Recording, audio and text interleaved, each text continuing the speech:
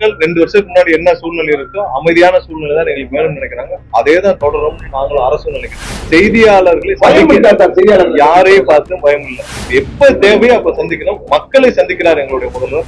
Main stream வந்த போதுதானே நீங்க வந்து இந்த பிரஸ் மீட் இதெல்லாம் ரெகுலரா போது செய்தியாளர் சந்திக்கணும். யாருமே பேசாம நம்ம உத்தமர் செந்தில் பாலாஜி மட்டும் டக்குனியா வந்தாருன்னு தெரியல. அனைவருக்கும் வணக்கம். இன்று வந்து மதுரை மாவட்டத்தில் மதுரை மாவட்ட ஆட்சியர் மற்றும் எஸ்பி அனைவரோட மற்றும் அனைத்து அதிகாரிகள் ஆய்வுக் கூட்டம் நடைபெற்றது. இதுல ஒரு சில முக்கியமான முடிவுகள் எடுக்கப்பட்டது. அதாவது மதுரை மாவட்டத்தில் எங்கெங்கெல்லாம் வந்து டாஸ்மார்க் மது விற்பனை சீராக்க வேண்டும். ஏன்னா அந்த 10 ரூபாய் கலெக்ஷன்லாம் நிறுத்தப்பட்டு விட்டது. ஸோ அதையெல்லாம் மீண்டும் சீராக்கும் வகையில், அப்புறம் எங்கெங்கெல்லாம் பார் வயலேஷன் எல்லாம் இல்லாம பாக்குறதுக்கான கண்காணிப்புகள் அதிகரிக்க வேண்டும். ஏன்னா பார்ல அந்த நேரத்துக்கு பிறகு யாரும் ஆப்ரேட் பண்ணக்கூடாது. ஸோ அதையும் வந்து கண்காணிக்கிறதுக்கான இது சொல்லப்பட்டிருக்கு. அது இல்லாமல் இந்த எப்பல் டு பார் எங்கெங்கெல்லாம் இந்த மனமகிழ் மன்றங்கள் இருக்கோ அதையும் வந்து கண்காணிக்கிறதுக்கான உத்தரவுகளும் கொடுக்கப்பட்டது. அதெல்லாம் ப்ராப்பரா ரன் ஆதா இல்லை ஏதாவது வயலேஷன் மக்கள் கண்காணிக்கிறதுக்கான உத்தரவுகளும் கொடுக்கப்பட்டிருக்கு. அடுத்ததாக குவாரிகள், மதுரை மாவட்டத்துல எத்தனை குவாரிகள் இதுவரைக்கும் இயங்கிட்டு இருக்கு, எத்தனை குவாரிகள் இதுவரைக்கும்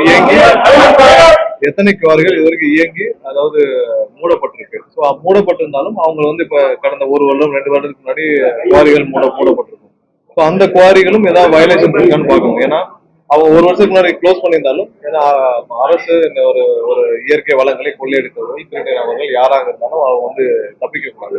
ஸோ அதுல என்னென்ன வயலேஷன் இருக்குன்னு அனைத்து அசஸ்மெண்ட்டும் பண்ண சொல்லி மைன்ஸ் டிபார்ட்மெண்ட் உத்தரவிடப்பட்டாங்க. ஸோ அவர்கள் வந்து கம்ப்ளீட்டா இதுவரை வந்து கடந்த 7-8 ஆண்டுகளாக இயங்கி வந்த குவாரிகள் எதெல்லாம் வந்து மூடப்பட்டிருக்கு, இல்லை இப்ப கரண்டா இருக்கிற குவாரிகள் அனைத்தையும் அசஸ் பண்ணி எதெல்லாம் வந்து விதிமுறைகள் மீறி செயல்பட்டு இருக்கோ அனைத்து நடவடிக்கை எடுக்கும் வேலைகளை துவங்கிருக்காங்க. ஸோ அசஸ்மெண்ட் வேலைகளை துவக்கப்பட்டிருக்காங்க. ஸோ அவங்க எல்லாம் முடிச்ச பிறகுதான் நம்ம ஒரு கன்க்ளூஷன் பண்ண முடியும். அதற்கான வேலைகள் நடைபெற்று வருது. ஸோ எங்கேயுமே வந்து இல்லீகல் குவாரிஸ் கண்டிப்பா அனைத்து இல்லீகல் குவாரியும் நிறுத்தப்பட்டிருக்கு. கடந்த வாரமே வந்து பல குவாரிகள் வந்து சஸ்பெண்ட் பண்ணப்பட்டிருக்கு. இல்லீகல் குவாரி அனைத்தும் மூடப்பட்டிருக்கு. எங்கெங்கெல்லாம் திருட்டுத்தனமாக மணலோ இல்ல கிராவலோ சவுடோ எடுக்கப்பட்டதோ அதெல்லாம் நிறுத்தப்பட்டிருக்கு. ஸோ இதெல்லாம் இன்னைக்கு வந்து துவக்கப்பட்டிருக்கு. அது இல்லாமல் வர காலங்கள்ல மதுரை மாவட்டத்தை பார்த்தீங்கன்னா பெரிய அளவுல கழிவுநீர்கள் கால்வாய்கள் இல்லாமல், ஸோ இந்த கழிவுநீர் கால்வாய்களை சீரமைக்கும் பணிகள்ல என்னென்ன மாதிரி திட்டங்கள் கொண்டு வருவதற்கான ஆய்வுகள் இப்பதான் துவக்கப்பட்டிருக்கு. ஸோ இதெல்லாம் முடிவடைய பல காலம் எடுத்தாலும் உடனடியாக ஒரு சில இடங்களில் வந்து மக்கள் பெரும் அவதியில் இருக்காங்க இந்த கழிவு நீர்களை வெளியேற்றுவதற்கான. அவங்களுக்கு டெம்பரரி ஸ்கீம்ஸ் ஏதாவது போட முடியுமான்ற அசஸ்மெண்ட் எடுத்துருக்கு. ஏன்னா பெரிய அளவுல ஒரு திட்டங்கள் கொண்டு வரணும், அது பல ஆண்டுகள் இருக்கும். பட் இப்போதைக்கு டெம்பரரி சொல்யூஷன் என்ன கொடுக்க முடியும் ஆய்வுகளும் இருக்கு. அவங்கள்ட்ட கார்பரேஷன்ல சொல்லி பேச சொல்லியிருக்கோம். ஸோ அவங்களும் அது சம்பந்தமாக திட்டமிட்டு அடுத்த ஒரு சில வாரங்களில் அந்த ஆய்வுகளை முடித்துவிட்டு வருவார்கள். ஸோ டெம்பரரியா அவங்களுக்கு வந்து கழிவு நீர்கள் வெளியேற்றுக்கான திட்டங்கள் என்ன இருக்குன்னு சொல்லி சொல்லணும். அதை வந்து எப்படி செய்யணும்னு சொல்லி செயல்படுத்த. அடுத்ததான் மதுரை மாநகராட்சியில உங்க எல்லாம் தெரியும், அந்த மதுரை மாநகராட்சி ஊழல் பற்றி உங்க எல்லாருக்கும் தெரியும். ஸோ இதுல ஆட்சியர் கலெக்டர் அவர்களும் மாநகராட்சி கமிஷனர் புதுசாக பொறுப்பேற்றார். அவர் அடுத்த ஒரு சில நாட்களை ஜாயின் பண்ணிடுவோம்.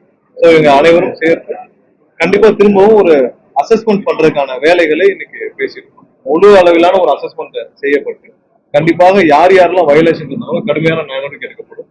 ஸோ முழு அளவிலான கம்ப்ளீட் அசஸ்மெண்ட் வந்து செய்யறதுக்கான வேலைகளை ஆலோசித்து இருக்கிறோம். விரைவில் மாவட்ட ஆட்சியர் மற்றும் கார்பரேஷன் கமிஷன் அனைவரும் ஆலோசித்து இது எப்படி துவங்கலாம். கண்டிப்பா எல்லாத்தையும் திரும்ப ரீஅசஸ்மெண்ட் பண்ண வேண்டிய கட்டாயத்தில் இருக்கிறோம். ஏன்னா இவ்வளவு பெரிய வயலேஷன்ஸ் கண்டிப்பா கிட்டத்தட்ட அரசுக்கு பல 100 கோடி வருவாய் இழப்பு ஏற்பட்டிருக்கு. எந்தெந்த வருடத்தில் ஏற்பட்டது, எதனால் ஏற்பட்டது, திரும்பவும் அதை வந்து நம்ம இதை வச்சுட்டு சஸ்டெயின் பண்ண முடியாது. ஸோ அதெல்லாம் ரீஅசஸ்மெண்ட் பண்றதுக்கான வேலைகளை எப்படி துவங்குவது, திட்டமிடும் வேலைகளை பணிகளை அவர்கள் பேசிட்டு வருவாங்க.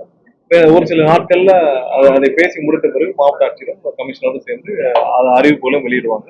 ஸோ அதுக்கப்புறம் திட்டமிட்டு கண்டிப்பா விரைவில் அனைத்து அசஸ்மெண்ட்டையும் முடிச்சு இதை எங்கெங்க தவறு இழைக்கப்பட்டதோ அது கண்டிப்பா அதற்கான வழக்குகளும் திட்டங்களை, அதாவது எவ்வளவு மாதங்களுக்குள் முடிக்கணும், எவ்வளவு வயலேஷன்ஸ் நம்ம கண்டுபிடிக்கணும், இல்ல எவ்வளவு அசஸ்மெண்ட் நம்ம கார்பரேட்ல கமர்ஷியல் பில்டிங் எவ்வளவு அசஸ்மெண்ட் இருக்கு, ரெசிடென்சியல் எவ்வளவு இருக்கு, இதெல்லாம் திட்டமிட்டு ப்ராப்பரா அனௌன்ஸ்மெண்ட் பண்ணுவாங்க. இதுக்கான பெரிய அளவுல டீம் கன்ஸ்டியூட் பண்றது வந்து மாவட்ட ஆட்சியரும் கார்பரேஷன் சேர்ந்து பண்ணுவாங்க. கண்டிப்பா வருஷக்கணக்கில் சில மாதங்களில் முடிக்கும் அளவுக்கு தான் இதோடைய திட்டங்கள் இருக்கு.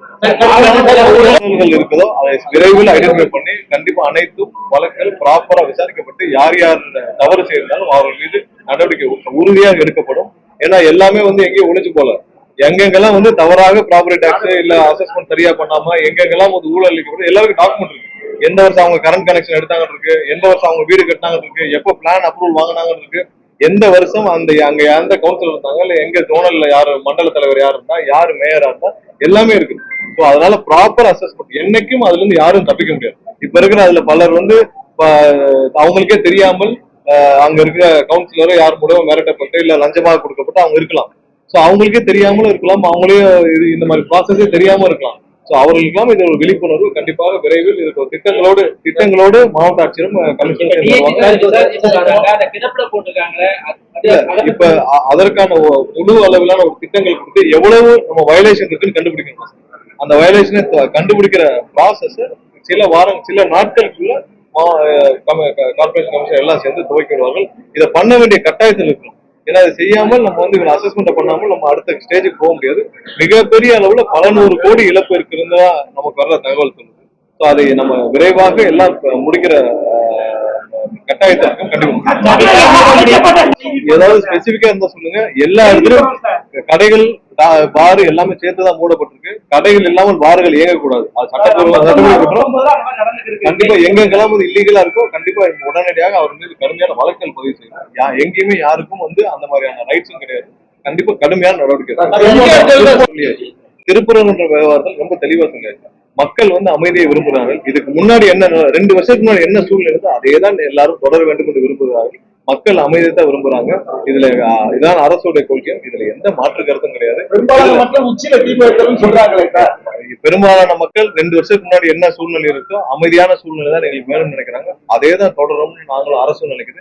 இதுதான் நாங்க முன்னாடியே சொல்லிட்டு இருந்தோம். 2 வருஷத்துக்கு முன்னாடியும் 10 வருஷத்துக்கு முன்னாடி எப்படி இருந்துச்சோ அதே சூழ்நிலை தான் தொடர வேண்டும் என்று அனைவரும் விரும்புகிறோம். அமைதியா இருக்கும். இதுல யாரும் எந்த மதவாத சக்தியும் உள்ளே வந்து அரசியல் செய்ய நாங்க 100% அனுமதிக்க மாட்டோம். கூட்டங்கள்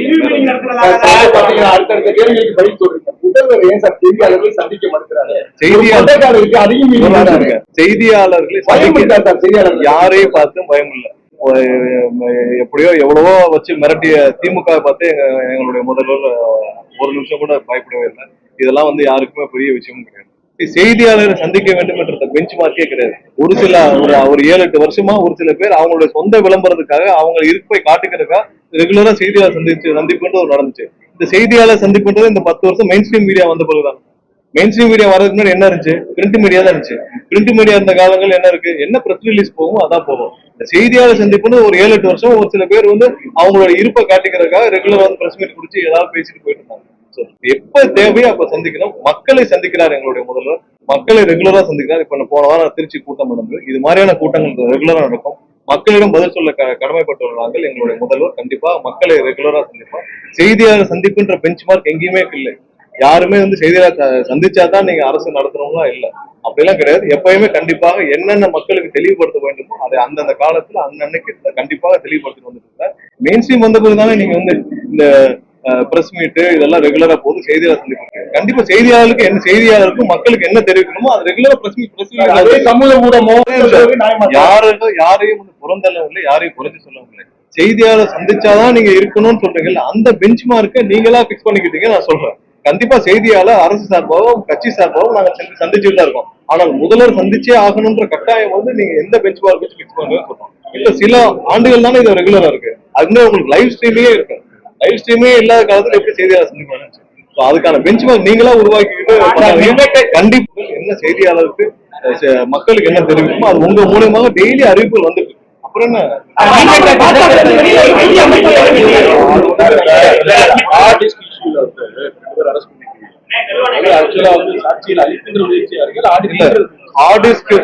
திருட்டு விவகாரத்துல கண்டிப்பா விசாரணை நல்லபடியாக முடிய வேண்டும் என்று நாங்களும் காத்துட்டு இருக்கோம். தெளிவாக முடிய வேண்டும். ஏன்னா இதுல நிறைய என்னென்ன டேட்டா காணாமல் போயிட்டு எதனால நாங்க அதுக்கான அசஸ்மெண்ட் அந்த டிபார்ட்மெண்ட்ல பண்ணிட்டே இருக்காங்க. கண்டிப்பா காவல்துறையும் முழுவதுல அதுல வந்து விசாரணை நடத்திட்டு வராங்க. முதல்வரும் அது தினந்தோறும் வந்து என்ன மாதிரியான டேட்டா திருடி இருக்குன்னு ஃபாலோ பண்ணிட்டு இருக்காங்க. கண்டிப்பா எல்லாரும் எந்த இடத்துலயும் வந்து யாரும் தப்பிக்க விடக்கூடாது. அந்தந்த ஹார்ட் டிஸ்க்ல இருக்க டேட்டா ஹார்ட் காப்பியா இருக்குன்னா அதெல்லாம் ரெக்கவர் பண்ற ப்ராசஸ்லயே இருக்கு. கண்டிப்பா ஒரு சில நாட்கள்ல எந்த டேட்டா மிஸ் ஆச்சுன்னு சொல்ற இதை வந்து நாங்க வேலிடேட் பண்ணி உங்களுக்கு அறிவிப்போம். நான் தான் சொன்னேன், நம்ம உத்தமர் செந்தில் பாலாஜிக்கு வந்து ஹார்ட் டிஸ்க் திருடு போச்சுன்னா உடனே யாருமே பேசாம நம்ம உத்தமர் செந்தில் பாலாஜி மட்டும் டக்குனு ஏன் வந்தாருன்னு தெரியல. அவர் யாராவது கூப்பிட்டாங்களா, இல்ல செந்தில் பாலாஜி தான் திருடினாலும் யாராவது சொன்னாங்களா, இல்ல செந்தில் பாலாஜி சொல்லிதான் யாராவது திருடினாங்கன்னு சொன்னாங்களா? யாருமே இல்லாமல் நானும் அதுக்கு முன்னாடி என்ன பிரச்சனை சொன்னேன், காவல்துறை விசாரிச்சுட்டு இருக்காங்க, விசாரணை முடியும் போது சொல்றோம்னு சொன்னோம்.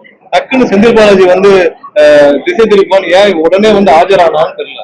உத்தமர் செந்தில் பாலாஜிக்கு வந்து முதல்ல என்ன நடந்துச்சுன்னு விசாரணை முடிஞ்ச பிறகு தெரியும். இப்ப எதுவுமே சொல்லாமல் திடீர்னு செந்தில் பாலாஜி ஆஜரானதுல இருந்து எல்லாருக்கும் ஒரு சந்தேகம் வந்து இவர் ஏன் திடீர்னு வந்து பதில் சொல்றாங்க. அதான் நிறைய பேர் பத்திரிகையிலும் போட்டிருந்தாங்க, திடீர்னு ஏன் செந்தில் பாலாஜி வந்து இந்த விவரத்தில் ஆஜராகி இப்ப சொல்றாங்க.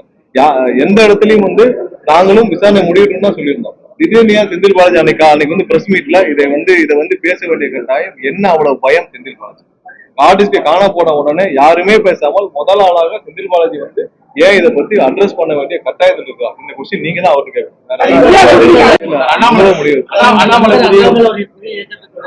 யாரு வேணாலும் அரசியல் கட்சி அவங்களுக்கு அந்த முழு சுதந்திரம், அவங்களுடைய கட்டாயம், அவங்களுடைய காலத்துக்கு அவங்களுடைய